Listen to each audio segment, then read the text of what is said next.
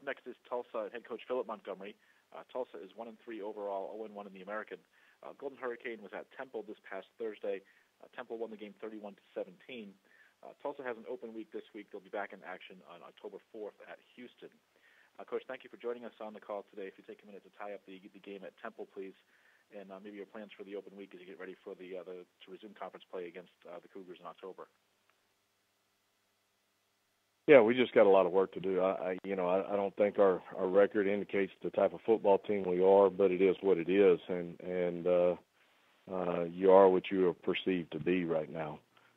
We've got to do a better job of being more consistent offensively. I think we're playing pretty good defense. Turnovers has really bit us in the last 3 games. We've had opportunities in all 3 games, but turnovers have been the main key. So we've got to go back to the drawing board and make sure that we're taking advantage and taking care of those mistakes, and turnovers are such a huge part of that. We ran 107 plays the other night. I think they ran 57. But we've got to convert, and we've got to do a better job of taking care of the football. When we do those things, I think we can get back on the right track and accomplish what we need to accomplish.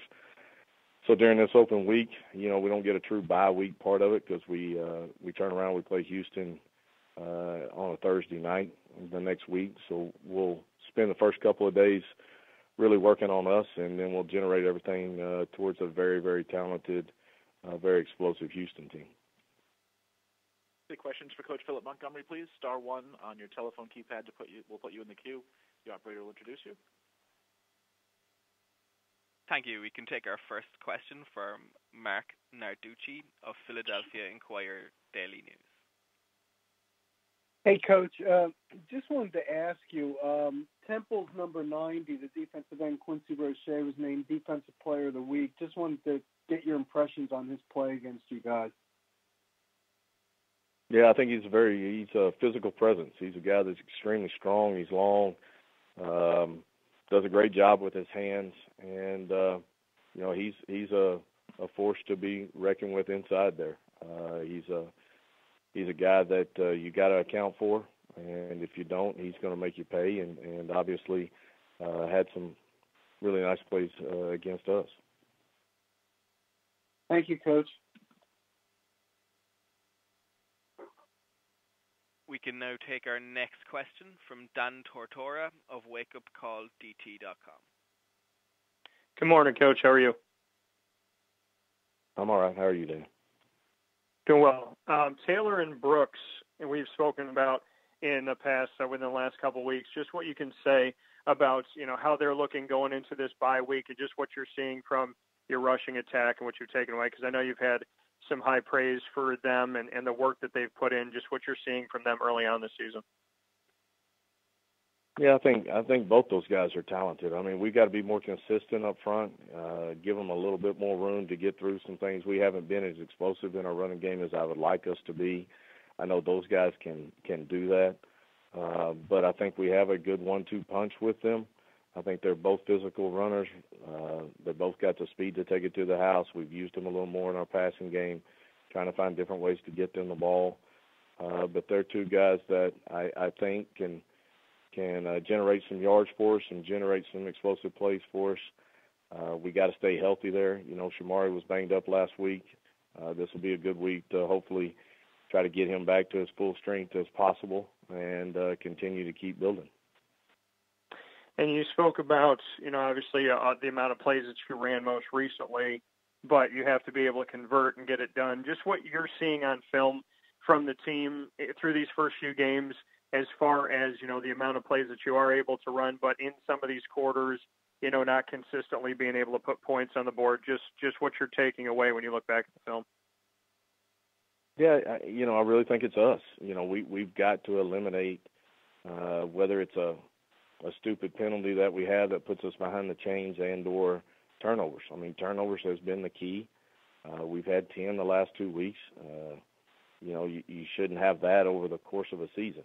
We've done it in 2 weeks. And so, you get drive started, you're generating momentum, you're doing what you want to, and then we do something silly and put the ball on the ground or make a poor decision. So we've got to take care of the football, and then when we get down in the red zone, you got to convert. And We've been decent at that. We've got to do a better job in our special teams of, if you don't get a touchdown out of that drive, you got to get points. And, we've got to do better in the kicking game when we get down there. But besides that, it goes back to turnovers and penalties. And those are things that we can control, and we've got to do a better job of controlling them. Thank you, Coach, and good luck moving forward. Thank you. If further questions for Coach Montgomery, please star 1 on your telephone keypad if so.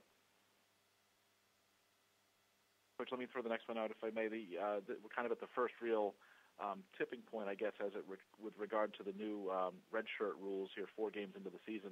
Are there any decisions you have to make with regards to players that you've played already and can have to pull the plug on, or other guys that you will be trying to roll out in the near future here? Yeah, most of ours still got another game left on that deal.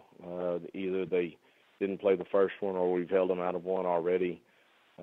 We still got a little bit more time to generate those answers.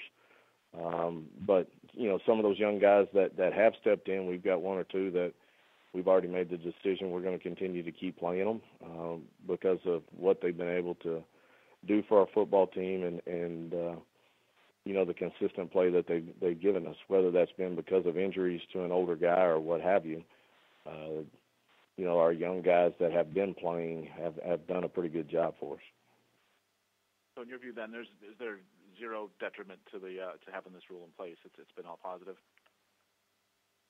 Yeah, I don't see anything but positivity out of it. I think number one, I think it benefits the student athlete. I mean, more than anything, those guys, they've gone from playing every snap in high school to all of a sudden to get here, and if they are redshirting, most of them go through a depression-type state because they don't really know how to handle it, and that hurts them in the classroom, and that hurts them production off the field and what they're doing on the field. And so to always have an opportunity for those guys to continue to be involved in what's going on, continue to keep working and practicing and working at a level to know, hey, this may be my opportunity to get in.